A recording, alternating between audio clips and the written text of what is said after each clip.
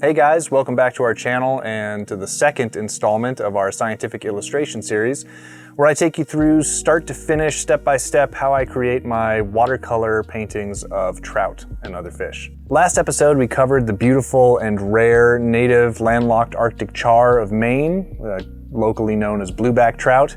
And this episode we're going to be covering the Rio Grande cutthroat trout of the southwestern Rockies. If you're new here, I should mention that this is sort of supplemental content to our channel's main series that we're currently releasing episodes for, called For Wild's Sake, the Rare Trout Chronicles, that actually covers the whole story of not only the fish that I'm illustrating here, but also our adventures going and finding a specimen to get photographic reference for so that I can do this illustration. If you're into fly fishing, travel, ecology, nature, any of that kind of stuff, I think you'll really dig that series, and I think it's sort of must-watch material before watching this. If you're here just because you like art and illustration, that's fine too, but I still highly recommend that you check those episodes out. If you're interested in fish and wildlife, I think you'll get a lot out of it. And for those of you who aren't new here and have been patiently awaiting new episode releases, we really appreciate your guys' patience. I went through an unexpected health crisis this past year that pretty much put me out of commission for the better part of 6 months. So we're way behind on where we want to be with the series, but fear not, we're working diligently to try and get those episodes out as quickly as we can, and we really appreciate everyone's support so far. But anyway, let's jump right into it, and I'll do my best to walk you guys through how I go from a blank piece of paper to this.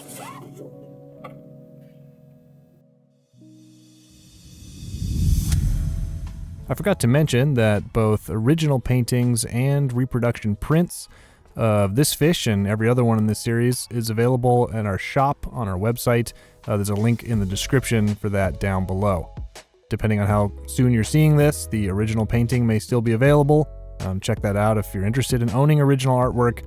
If not, there will be plenty of reproduction prints available as well. So, much like the last illustration, this begins in the same way that all of these illustrations begin, and that's with a pencil sketch laying out the dimensions and proportions of the fish. And this is carefully scrutinized from reference photos, measured to the fraction of an inch.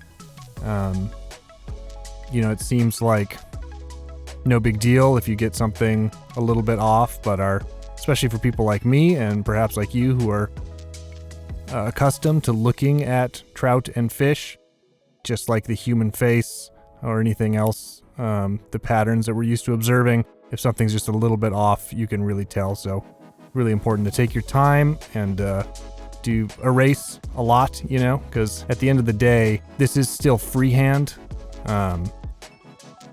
I'm obviously using measurements to make sure I get everything accurately, but it's not literally being projected or traced. So you will make mistakes, so don't be afraid to erase until you get it looking right. And yeah, the measurements are your best guide. As long as you're following your measurements, you should get to it. So I kind of droned on for a while there. We've already moved on to the next stage, which is the scale underpainting. If you watched the other video, you'll be familiar with this process. If you're just now seeing this for the first time, this is essentially the most tedious part of any of these illustrations. And most of what you're seeing here is going to end up being covered up and diluted by watercolor washes, but the detail that it leaves behind really makes a big difference in the overall illusion of realism that you're selling. Trout and salmon are soft-scaled or small-scaled fishes, which basically means they have a lot of really, really tiny scale-like structures on their bodies. So small, in fact, that when looking from a distance, you might not even notice that they have scales. And you could probably get away with making pretty decent illustrations of trout without drawing the scales at all. But if you're really committed to full realism, this is the route I suggest you take.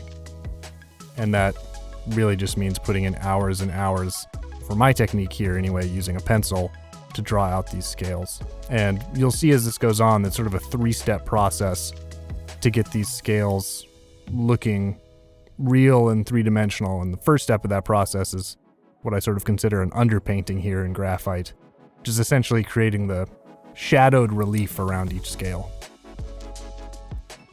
The scale rows on trout have a definitive direction and pattern to them.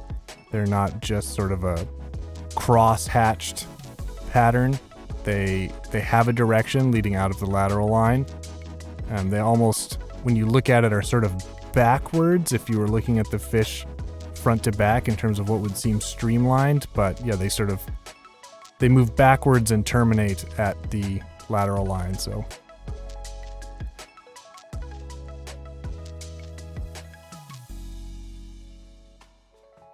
it's important to get that right if you want scientific accuracy.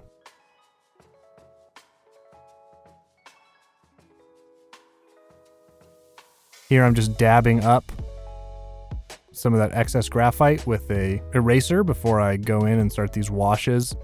If you don't do that, the graphite will sort of spread into the wash and just give a sort of a neutral additional darkness to everything. Many of these fish are bright, vibrant, and colorful. You don't want that diluting the colors. So this process is pretty self-explanatory. It's a series of light washes. This particular fish is very colorful. It's interesting to work on. It's sort of green on the back, moving into these bright, vibrant oranges on the stomach, and these faint par marks through the middle. So there's kind of a lot going on. Hard to get those washes right. I always struggle with this phase of any of my illustrations the most, you know.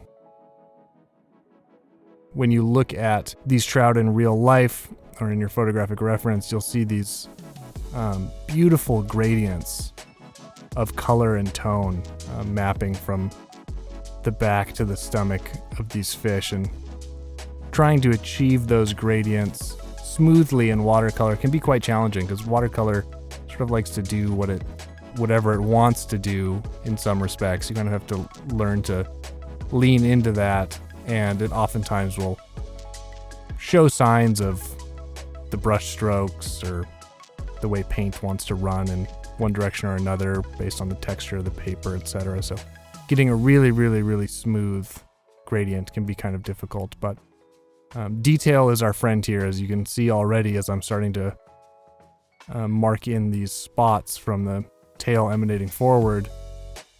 They start to cover up a lot of the small inconsistencies in the washes. They sort of get lost and masked within the detail. So that's often true of a lot of stages with these hyper-realistic illustrations and paintings, is that you shouldn't fret too much in the early stages if things are looking kind of wonky, because if you stick with it and continue to layer on the detail, a lot of those early mistakes will sort of get lost in the noise and illusion of detail.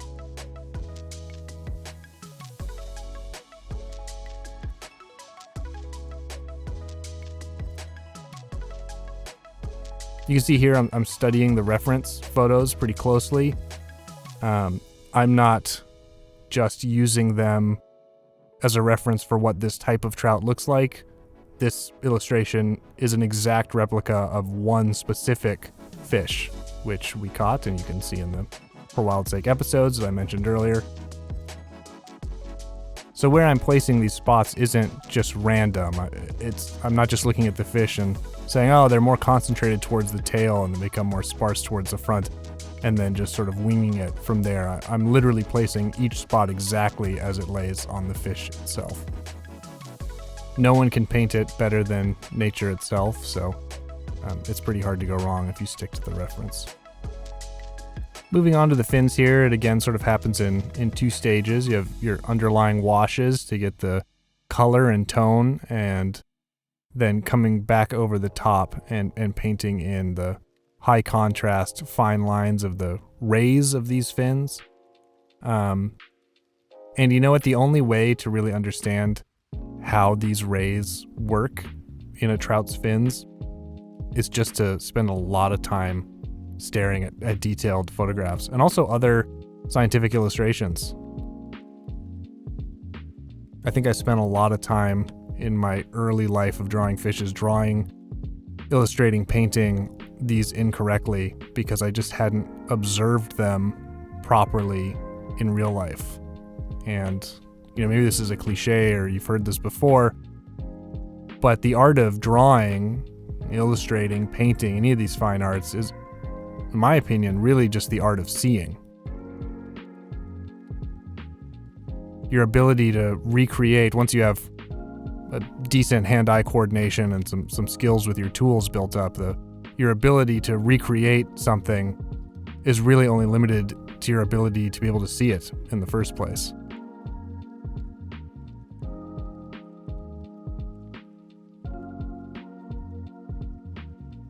And even now, having painted countless fish, every time I work on another one, it feels like I observe something or make note of something that I hadn't noticed before, or had thought was one way, and by studying another specimen more carefully, I've realized it's actually this way or that way, and I carry those with me onwards to the next illustration. So I think in that regard, every illustration is better than the last, not just because my skills as an artist are improving, but even more importantly, my skills as an observer of nature are improving and maturing.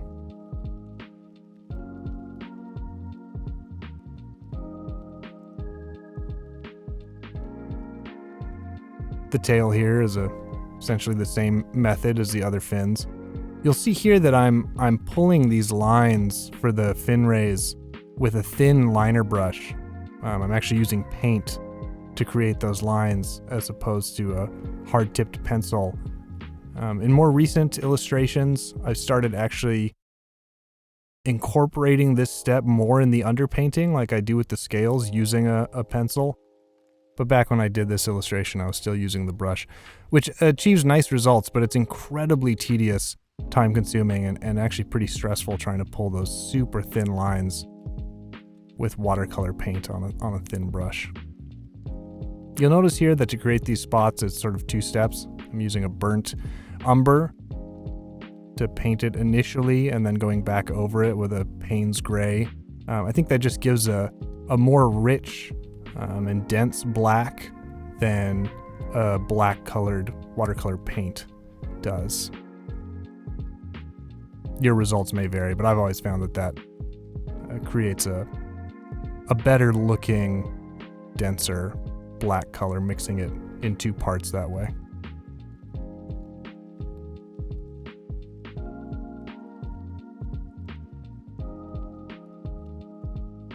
The patterns in these fish are just so cool. It's so much fun to spend the countless hours it takes to produce one of these illustrations just staring at these fish, because yeah, the longer you look, the more beautiful and interesting details you'll see.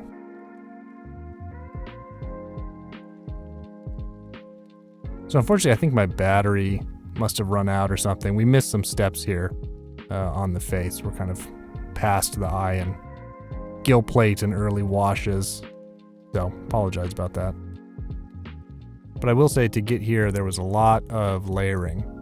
The gill plates, if you ever look closely or study a trout's gill plate, has lots of iridescent and opaque layers on it, and the best way to achieve that in paint is literally to do it in many layers. So, you know, the reds and oranges you see on the gill plate here is not the result of a wash or two of carefully selected color, but rather 10, 15 washes layering different colors and different density of color in select places to try and achieve that sort of complex iridescent look.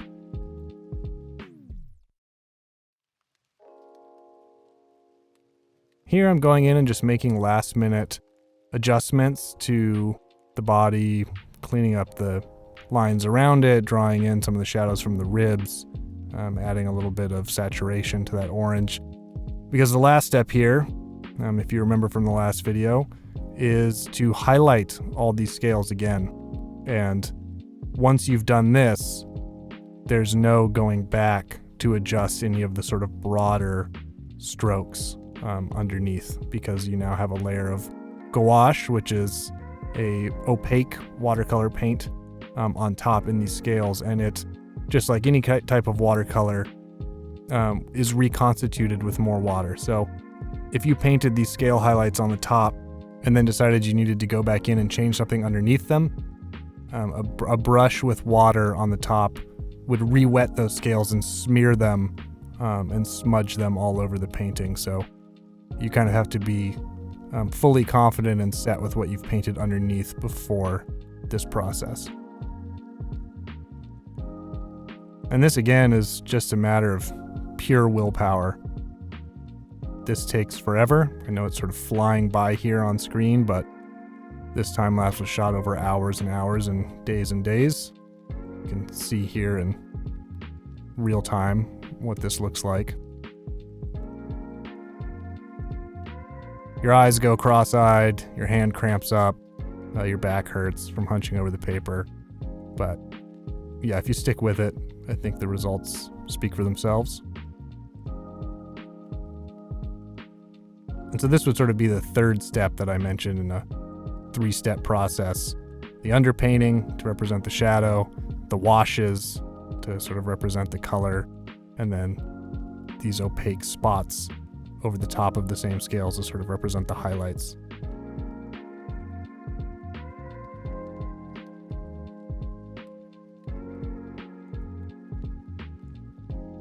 And that's it. That's a finished painting. I was quite happy with the way this one turned out.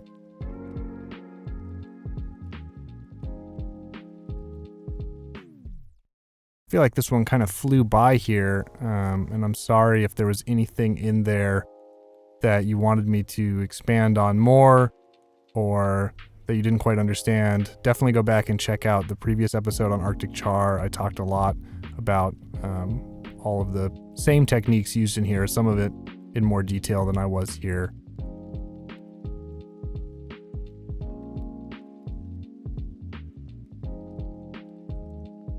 But yeah, from here, this painting was shipped off to our reproduction artist and printer to have it professionally scanned.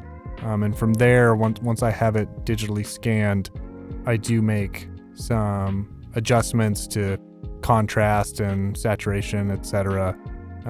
So it looks like this, which is what you'd get in a finished print of this piece. So yeah, anyway, thanks a lot for watching, guys. I hope that this was helpful or informative, or I don't know, just fun to watch and zone out to. If you want to support what we're doing here at the channel, you can buy one of these prints or originals, again, down in the description.